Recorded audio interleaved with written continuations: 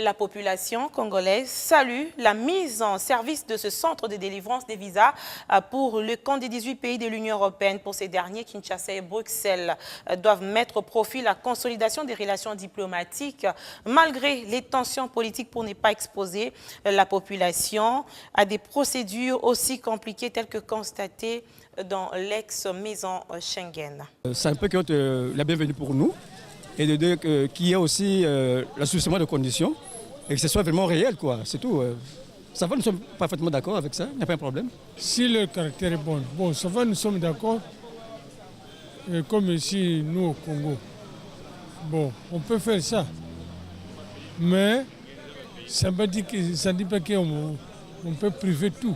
Parce que Schengen, c'est, je peux dire, tout le monde peut faire le mouvement, descendre et monter. On change le lieu. Je suis très ravi pour l'ouverture de cette ex-maison Schengen parce qu'on était maintenant dans une difficulté pour avoir de visa à cause un peu de la fermeture de l'ancien gouvernement. Et maintenant que le nouveau chef de l'État est arrivé, il a procédé à l'ouverture de cette maison Schengen. Nous sommes très contents de cette ouverture car ça nous facilite maintenant les opportunités d'avoir les visas pour aller en Europe et surtout sur l'espace Schengen. Nous sommes très contents. Nous voulons que les dossiers qui sont introduits là-bas, que les traitements se fassent un peu très vite et qu'il n'y ait pas de parti pris. Parce que nous avons remarqué que des fois quand nous introduisons des dossiers, il y a des dossiers qui sont rejetés, des fois ça prend beaucoup de temps. Cela ne nous facilite pas la tâche de pouvoir faire les voyages comme il faut. Nous voulons que les dossiers soient bien traités par l'ambassade de Belgique. C'est une bonne chose que le président vient de réaliser pour les Congolais, pour nous les Congolais. Puisque ça fait longtemps, on a pleuré.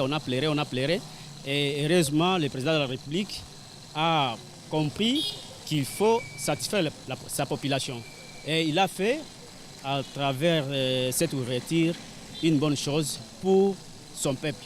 Pour notre pouvoir, la RDC doit chercher à bannir, c'est-à-dire quoi? À mettre fin à toutes choses qui pouvaient venir encore troubler l'octroi des visas.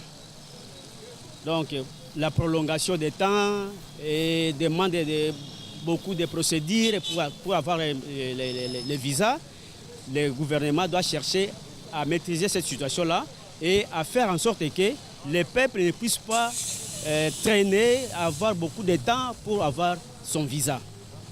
Pour nous les Congolais. Et pour la Belgique doit savoir que la République démocratique du Congo est un pays souverain. Et à cette matière-là, il doit collaborer parfaitement avec notre gouvernement.